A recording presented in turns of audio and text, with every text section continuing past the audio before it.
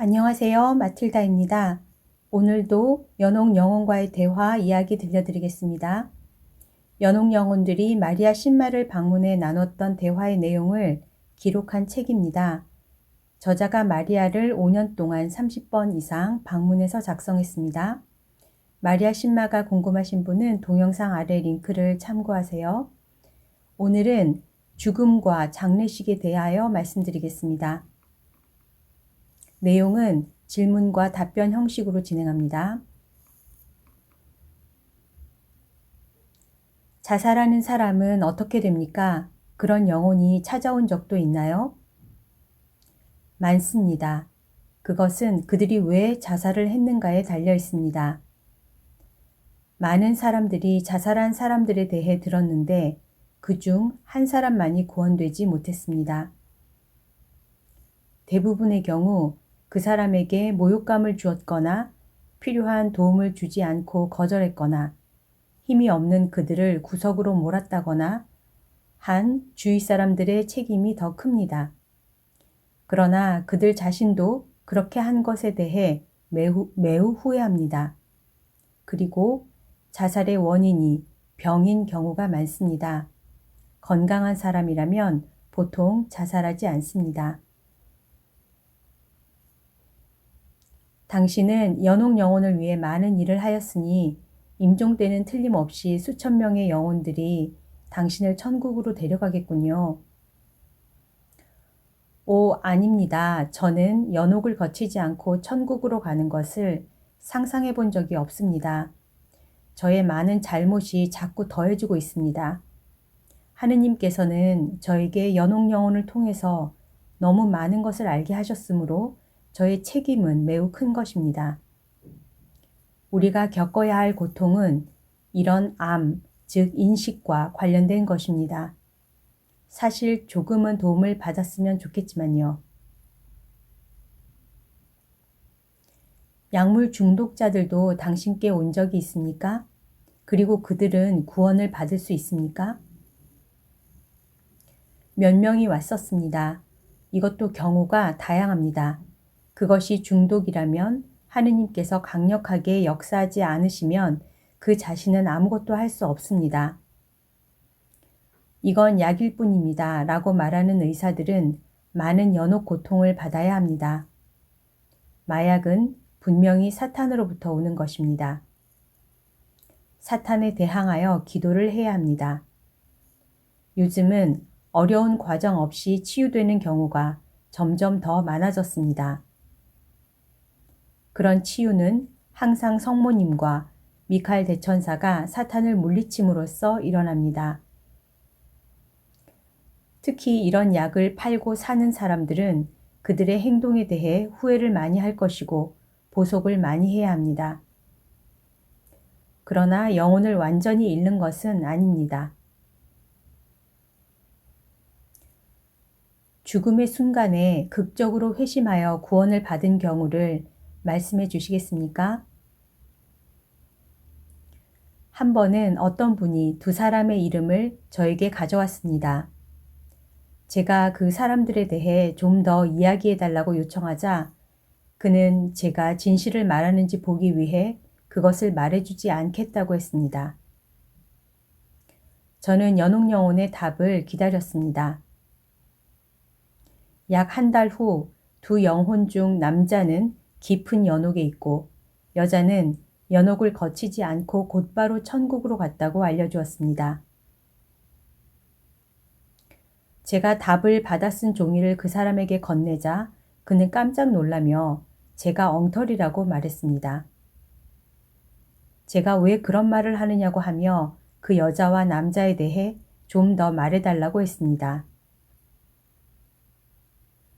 그 사람에 의하면 남자는 그 지역에 신앙심이 깊은 사제로 항상 미사가 시작되기 30분 전에 와서 다른 사람들보다 더 오래 성당에 머물렀으며 지나치게 칭찬을 들었답니다.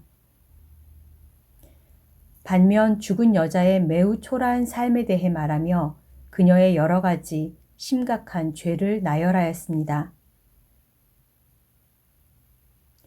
그가 말을 마치자 저는 확신이 약해졌고 다시 한번 연옥영혼에게 물어보고 답을 받아보기로 했습니다. 어쩌면 제가 답을 바꾸어 적었는가도 생각했습니다. 마침내 두 번째 답이 왔지만 결과는 마찬가지였습니다. 답은 역시 남자는 깊은 연옥에 있고 여자는 기차 앞에서 먼저 죽었으나 자살은 아니었고 무언가에 끼어서 미끄러지며 아래로 떨어졌다는 것입니다. 그녀는 즉시 피할 수 없는 죽음을 깨닫고 이렇게 말하였답니다. 저에게 이런 일이 일어난 것은 마땅합니다. 그래야 최소한 제가 더 이상 당신을 모욕하는 일이 없을 테니까요.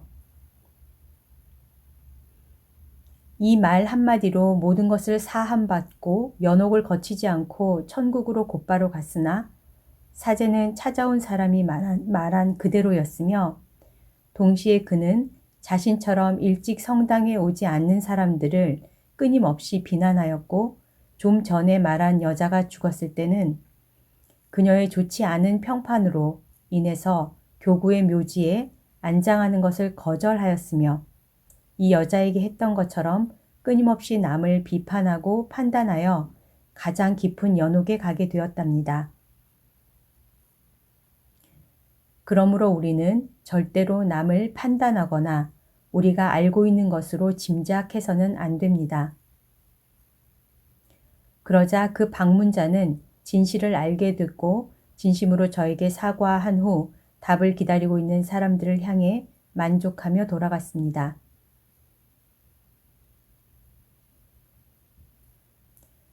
다른 사람의 죽음을 지켜보며 그 사람이 곧바로 천국으로 갔음을 알 수 있는 방법이 있습니까? 어떤 사람이 죽음의 순간에 극도로 불안해하거나 화를 내고 또 때로는 폭력적인 행동을 보일 때는 그 사람이 지옥에 가지 않는다 해도 많은 고통을 받아야 함을 의미합니다. 저는 다른 극단적인 판단에 대해서는 주의를 권고하고 싶습니다. 위대한 성인들, 그리고 저와 많은 사람들이 성인이라고 부르는 비오신부님도 다른 성인들처럼 평화롭고 기쁨에 차서 돌아가셨습니다만 연옥에 잠깐 머물러야 했습니다. 평화로운 죽음은 아름다우며 아름다움으로 이어집니다만 흉한 죽음은 무섭고 많은 고통으로 이어집니다. 그러나 이것 이상의 판단은 제가 이미 말씀드린 대로 위험한 것입니다. 하느님께서는 사람이 다른 사람을 위해 목숨을 내놓는 경우에는 특별히 반응하십니까? 연옥 영혼에 의하면 다른 사람을 위해 죽는 것은 어떤 장소에서 죽었거나 혹은 다른 사람을 구하다가 죽었거나 항상 거룩한 죽음이라고 합니다.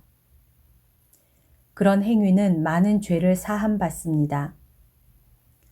한 20년 전쯤 저는 이웃에 사는 신앙심이 없는 한 청년을 알았습니다.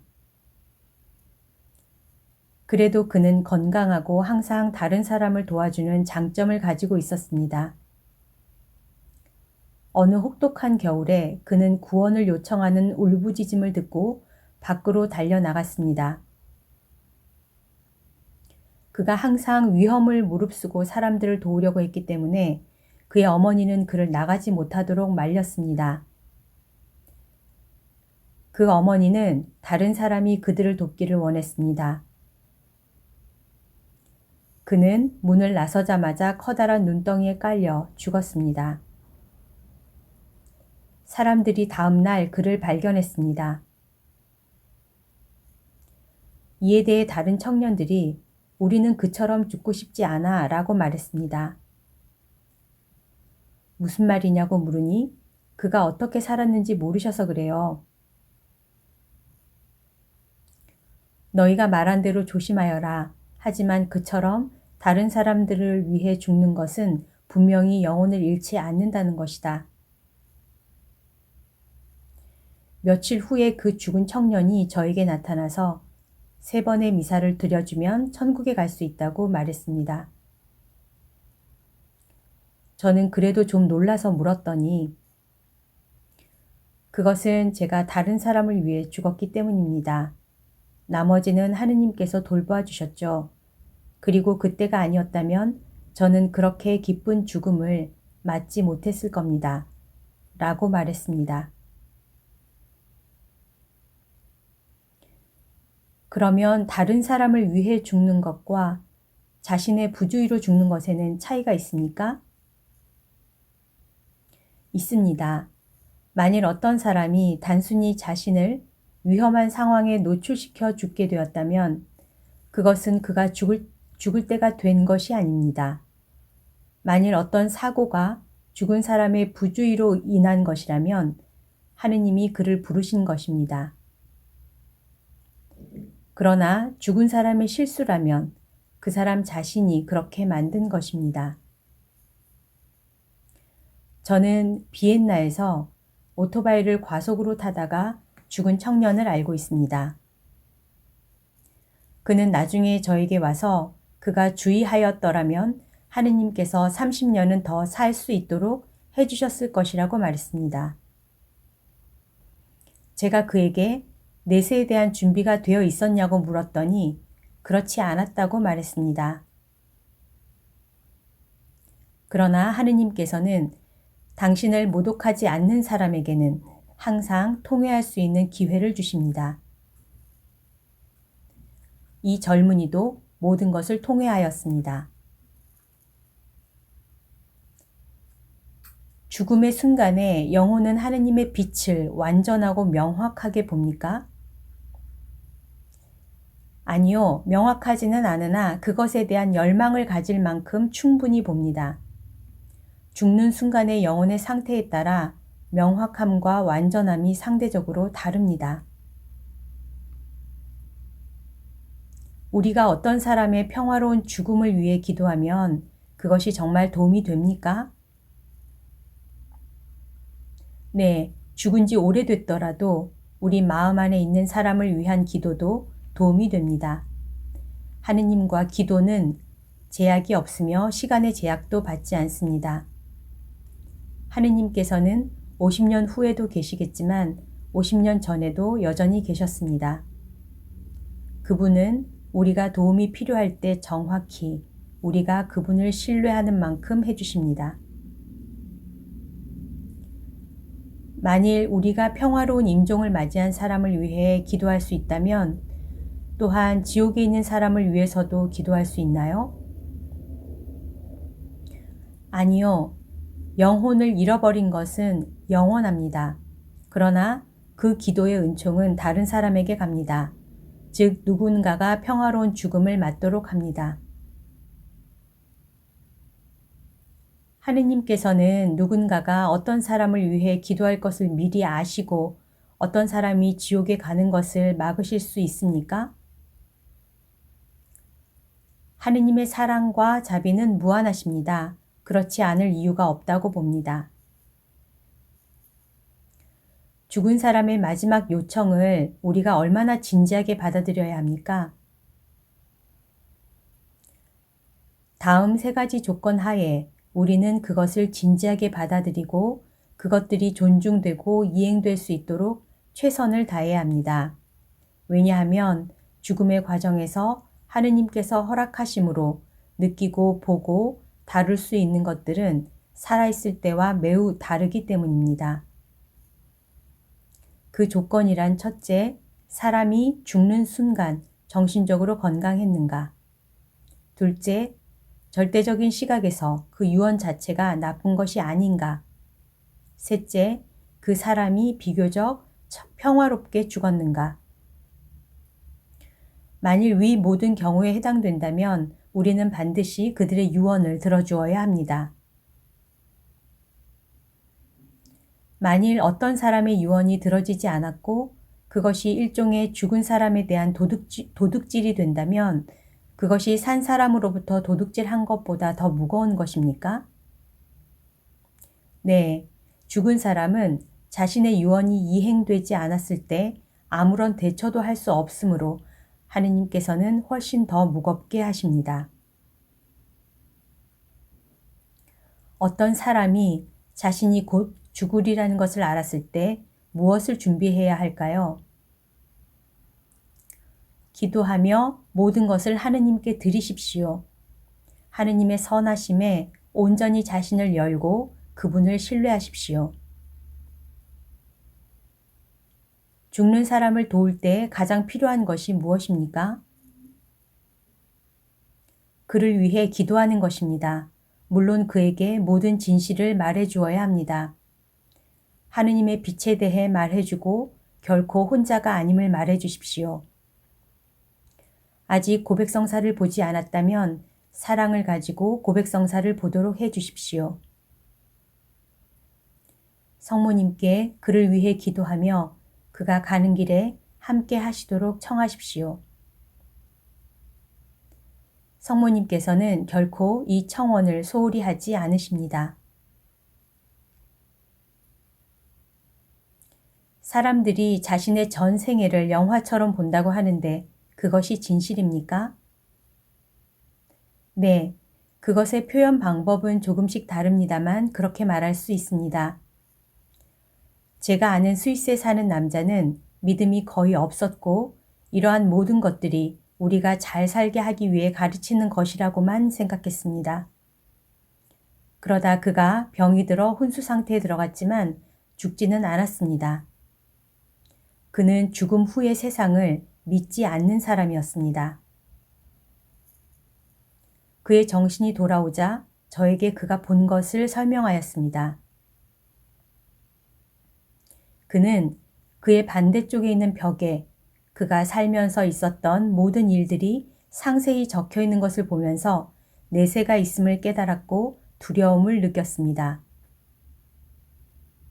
그러자 벽이 천천히 사라지고 말로 표현할 수 없는 아름다운 존재가 그곳에 있었습니다. 그리고 그는 깨어났습니다. 그 후로 그의 삶은 완전히 바뀌었습니다. 저는 사람들이 죽음의 과정과 죽기 바로 전 그리스도의 진리로 인도되었을 때 어떻게 달라지는가를 좀 더 연구하는 것이 현명하다고 생각합니다. 얼마나 자주 우리는 많은 사람들이 죽음 직전에 가톨릭이 됐다는 말을 듣습니까? 또 얼마나 자주 그리스도인이 비그리스도인이 됐다는 말을 듣습니까? 여러분에게 이 두 가지 질문을 남겨놓겠습니다. 탄생과 죽음의 순간은 하느님께서 우리의 가장 가까이에 계시는 위대한 순간입니다. 그러나 그 순간에 대해 너무 연구가 되지 않고 있습니다. 임신되는 것을 방해하고 남용하거나 죽음을 가속화하거나 느리게 하는 수단보다는 우리가 서로 사랑하고 보호하며 우리가 다른 것을 대하듯이 그 중요한 두 순간을 왜 더 주의 깊게 연구하지 않습니까? 사회가 이렇게 한다면 많은 중요한 진실들이 명확하게 드러날 것입니다.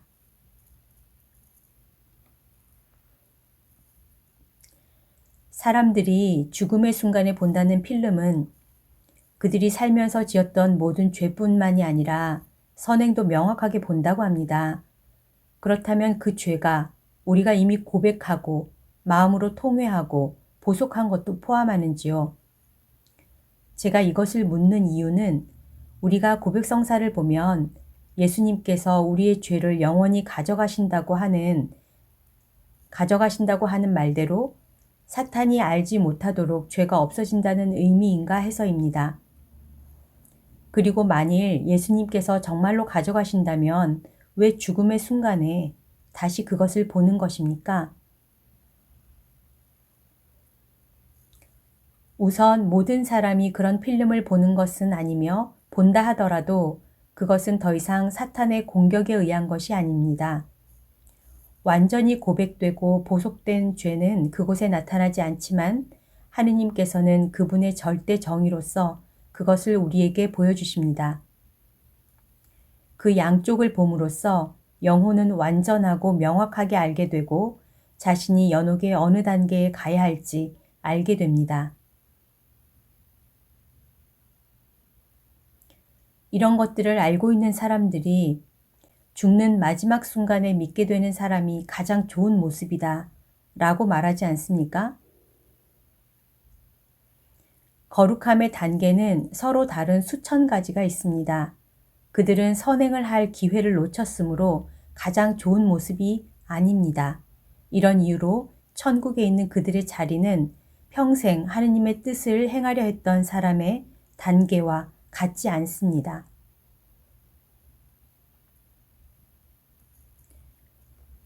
아시는지 모르겠지만 작년에 사후 체험에 대한 깊은 연구가 있었으며 그것에 대해 어느 때보다도 많은 책이 쓰여졌습니다. 그 중에 특히 한 책이 생각납니다. 마리아, 저의 질문은 이것입니다. 사람들이 사후 경험을 하고 난 후에 말하는 것이 가짜입니까? 혹은 100% 진실입니까? 절대 아닙니다. 그들은 죽지 않았었습니다. 여기에서 우리는 사랑을 가지고 현명하게 주의를 기울여야 합니다. 널리 알려진 것 중에 어떤 것은 의도적으로 속이는 것도 있습니다.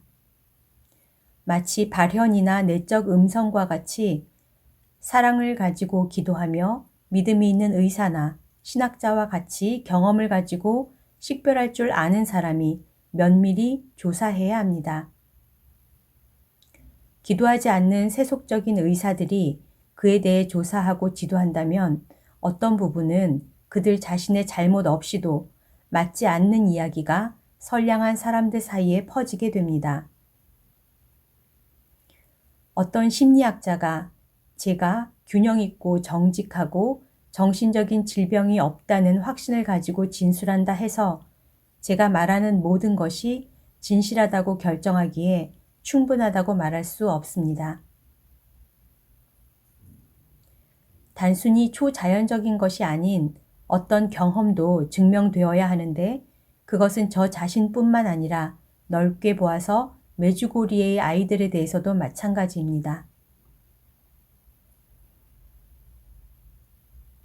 제가 알고 있는 미국에서 인기를 끌던 책에는 영혼이 어느 때 어떤 육신으로 들어올 것인지를 선택하고 온다고 하는데 그렇다면 자연을 거스르는 것이긴 해도 영혼이 다른 육체로 가면 되기 때문에 낙태가 그렇게 나쁜 것은 아니라고 말합니다. 이에 대해서 어떻게 말씀하시겠습니까? 말도 안 되는 위험한 생각입니다. 틀림없이 그건 사탄의 영향입니다. 우리는 우선 그 사람을 위해 기도하여 그가 겸손하게 세속적인 의사나 심리학자뿐만 아니라 그리스도 영성으로 깊이 기도하며 식별할 수 있는 사람에 의해 자신의 경험을 증명할 수 있도록 그래서 그런 잘못된 생각을 다른 많은 사람들에게 퍼뜨리지 않도록 해야 합니다. 제가 한 가지 더 말하고 싶은 것은 그 책으로 인한 낙태는 저자와 그의 상담자가 하느님 앞에서 책임을 져야 할 것입니다. 연옥 영혼이 장례식에 대해 말한 적이 있나요? 물론이죠. 연옥 영혼은 살던 집에 머물고 싶어하며 즉시 음산하고 차가운 곳으로 가고 싶어하지 않습니다. 그곳은 자신을 위한 기도가 전혀 없기 때문입니다. 그들은 한동안 집에 있으면서 필요한 기도를 받고 싶어 하지만 소홀히 하거나 너무 빨리 모든 것을 치워버립니다. 어제 말씀드린 대로 그들은 자신의 장례식을 봅니다. 그들은 누가 기도하는지를 보며 누가 단지 참석을 위해 왔는지 압니다. 또 자신에 대해 말하는 것을 듣습니다. 죽은 이를 위해서 눈물은 아무 소용이 없습니다. 눈물은 살아있는 사람들의 치유 과정에 필요한 것입니다. 장례식은 간소하며 마음 깊은 사랑을 가지고 치러져야 합니다. 오늘날의 장례식에 대해 연옥 영혼이 싫어하는 것은 무엇입니까? 그들은 진실이 항상 좋은 이야기만이 아니더라도 자신에 대해 틀리게 말하는 것을 싫어합니다. 그들이 그들의 여정을 도와주길 원한다면 칭찬도 솔직하게 해야 합니다. 가족들은 그 영혼의 죄를 알고 고백하며 그를 예수님께로 데려가야 합니다. 연옥 영혼은 호화스러운 장례식을 싫어합니다. 그들은 화장하는 것을 싫어하며 병원이나 연구실에 자신의 육체를 주거나 파는 것도 싫어합니다. 비행기나 바다에서 재를 뿌리는 것은 우스꽝스러우며 전혀 도움이 안 된다고 말합니다. 그것은 살아있는 사람들이 기도와 사랑과 같은 작은 행동을 규칙적으로 보여주지 않고 그들을 잊어버리려고 하는 것 같아 마음이 상한다고 합니다. 교회는 망자를 모독하지 못하도록 하기 위해서만 화장을 허락합니다. 그건 역시 정치적인 결정이었고 성령의 뜻에 따른 결정이 아니었습니다. 그들은 기도하지 않거나 왜곡된 빛 안에서 보이는 것은 모두 싫어합니다. 예수님 앞에서 그들을 생각하는 것은 정확하고 그들과 함께하며 그들을 위해 중재하고 하느님 안에서 그들이 더 잘 할 수 있었던 선행을 하는 것입니다. 어제 낮에 찾아왔던 영혼이 생각납니다. 저는 오후에 숲에서 집을 향해 걷고 있었는데 할머니가 오고 있었습니다. 그분은 두리번거리며 슬픈 표정으로 저에게 가까이 왔는데 길을 잃은 것 같았습니다. 저는 인사를 하고 왜 혼자 그곳에 있느냐고 물었습니다. 그분은 아무도 나를 돌봐주지 않아요. 아무도 나를 데리고 가주지 않으니 길에서 자야겠어요. 저는 정신이 좀 이상한 할머니라고 생각했습니다. 저는 잠시 생각하고서는 그분이 성가시더라도 우리 집으로 가자고 말했습니다. 저희 집으로 가세요. 저희 집은 작아서 지붕밖에 없긴 해도 음식은 있습니다. 그분은 매우 좋아하며 말했습니다. 제가 필요한 것은 그게 다입니다. 그리고는 사라졌습니다. 후에 저는 그분이 살았을 적에 언젠가 도움이 필요한 사람을 거절했음으로 인해서 연옥에 있었고 다른 사람이 자신을 받아줘야만 천국에 갈 수 있었음을 알았습니다. 보세요. 이 경우에도 제가 그 죄를 갚아 보상해야 했던 것입니다. 제가 제공한 친절로 그녀가 소홀히 했던 것을 보상한 것이지요. 죄의 갚음은 항상 필요하고 우리가 자발적으로 하지 않으면 하느님께서 하십니다. 연옥 영혼이 지구의 장례식에서 잘못된 것을 말한 적이 있습니까? 장례식 장소를 선택할 때 가장 안전한 것은 죽은 이가 굳건한 교회 안에서 기도 활동을 했던 곳을 선택하는 것입니다. 그것은 지상에 남아있는 사람에게 어떤 거룩하지 못한 것이 생기지 않도록 합니다. 연옥 영혼이 장례식 후에 무덤이 유지되어야 한다고 말합니까? 이것 또한 중요합니다. 무덤은 검소하고 사랑을 가지고 유지되어야 합니다. 성수를 규칙적으로 뿌려주고 항상 성초를 태워주어야 합니다. 연옥 영혼은 이 두 가지를 매우 좋아합니다. 연옥 영혼은 무덤에 방문하는 것을 보는데 묘지 방문은 우리가 생각하는 것보다 영혼들과 우리에게 훨씬 도움이 됩니다. 오늘날 실용을 따지는 묘지에서는 묘비나 돌을 땅에 눕혀 놓음으로써 정원사들이 쉽게 그 위를 오고 갈 수 있게 관리하는데 이것은 게으르고 가족에 대한 사랑이 없는 행위로서 그 영혼들은 가족들이 직접 가서 관리하는 것보다 더 오래 연옥 고통을 받아야 합니다. 아무리 작은 행동도 그들을 돕는 것이고 다시 말해 그것은 우리가 보호와 도움이 필요할 때 그들이 우리를 위해 중재하게 합니다.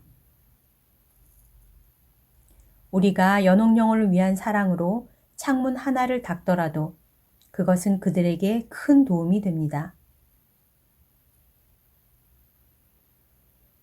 얼마나 오랫동안 무덤을 돌봐야 합니까?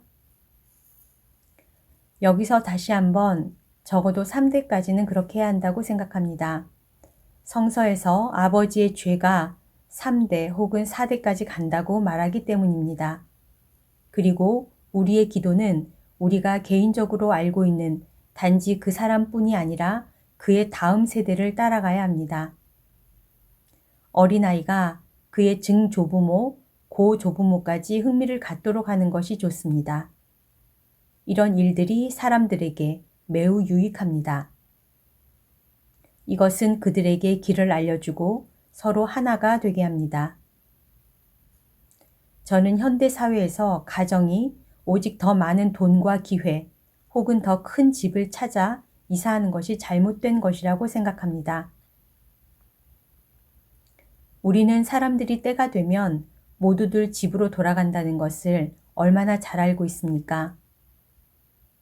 사탄은 온갖 방법으로 가정을 파괴하고 있으며 그것은 한 세대뿐만 아니라 위아래 세대의 연결도 깨뜨리고 있습니다.